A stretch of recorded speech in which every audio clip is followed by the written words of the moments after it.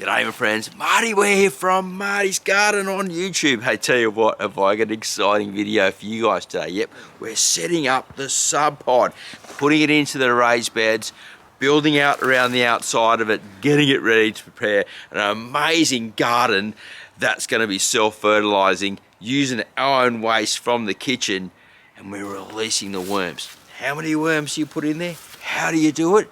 Well, watch the video, guys, and this series to learn everything you need to know about setting up underground worm farms such as the Subpod. Really cool show today, and you're going to learn lots.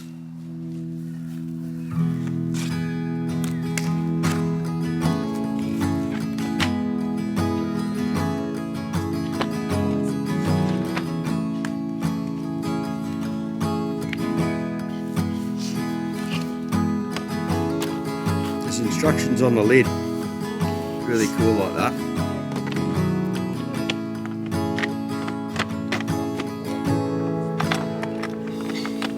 I'm going to need to show it opening closing a couple of times. Yep.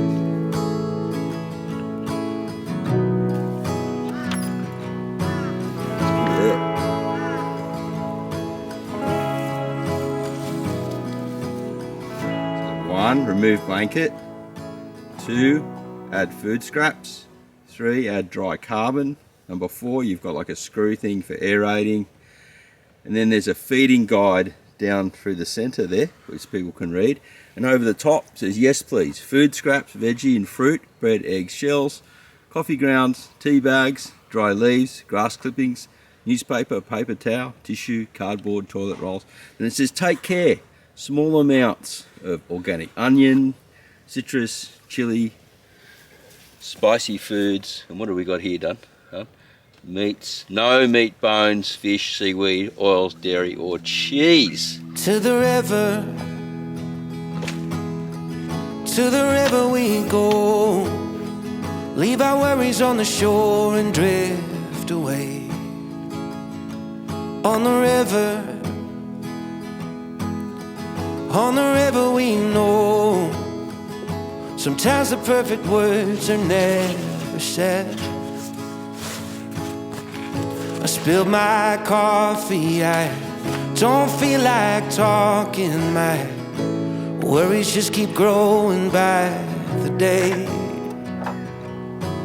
I need a moment where the green and blue appear, to spin a rock and watch the ricochet.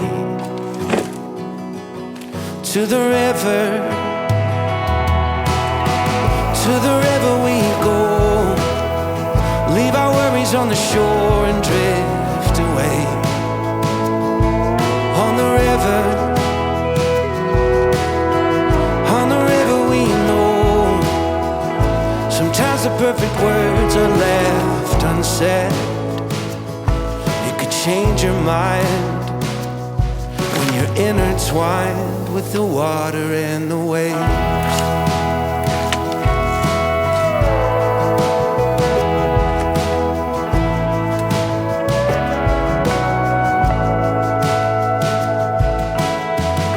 As I grow older, well, that boat I'll never sail. It works better than the pills the doctor gave. And with that old fishing pole, I still catch 'em by the bucketful. The kids are helping on the grill and sneak a taste. To the river we go, leave our worries on the shore and drift away. On the river we know, sometimes the perfect words are never said. You could change your mind when you're intertwined with the water and the waves.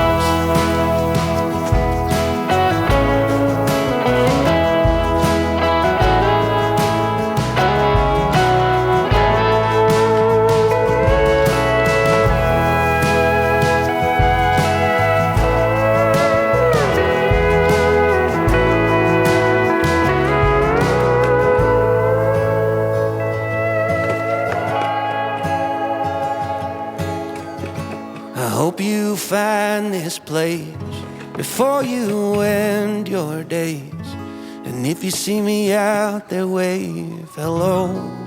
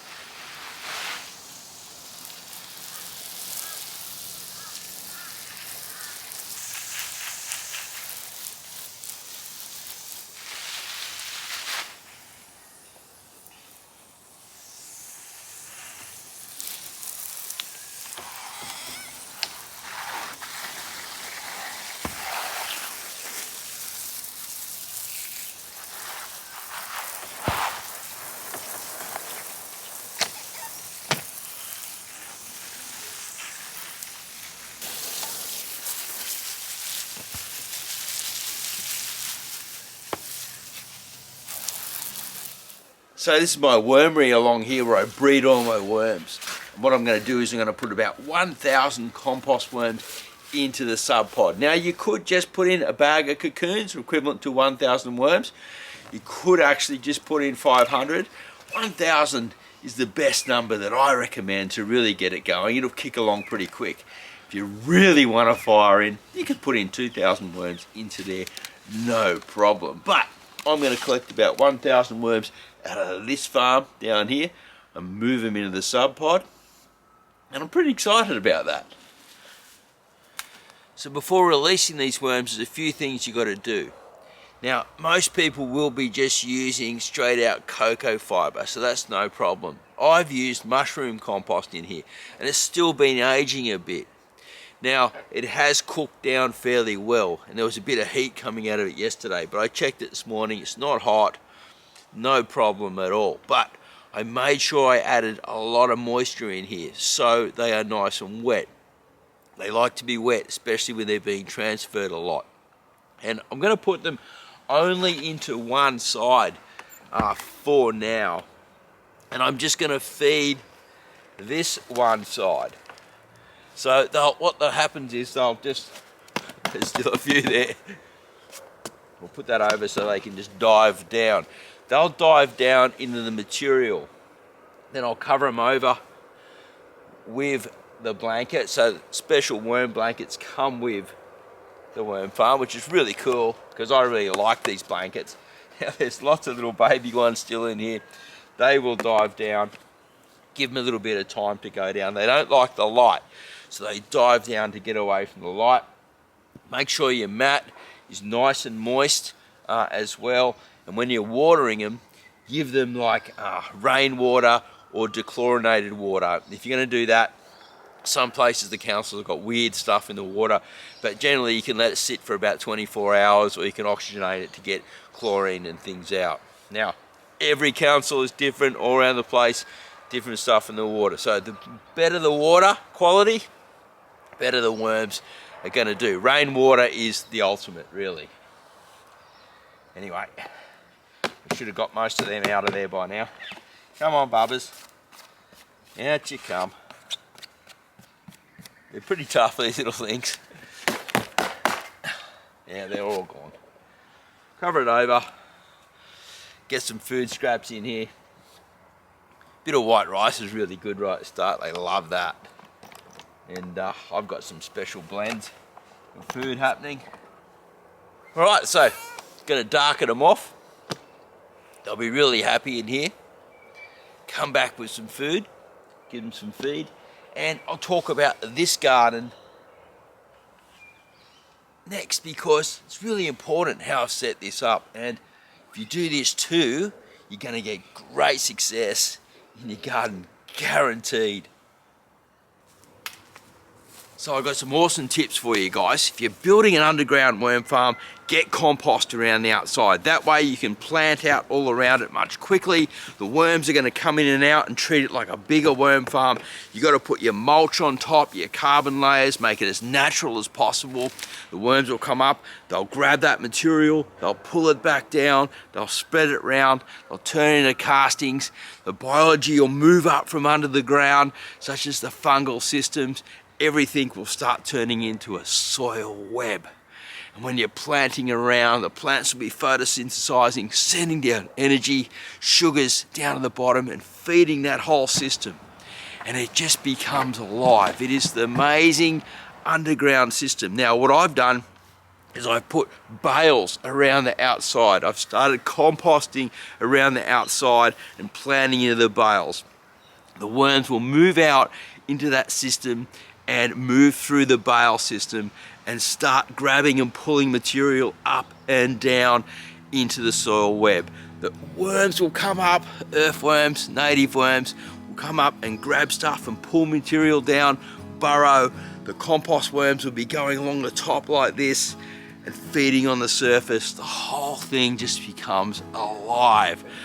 And most of your inputs would just be what's coming out of your kitchen, saving you a lot of money and growing you amazing food over time. So if that sounds good to you, stay tuned guys, because there's more coming in the Subpod series and here on Marty's Garden on my show. And we're teaching you exactly how to grow amazing organic food. Have a great day. Happy everything. We'll see you at the next video real soon. Bye for now.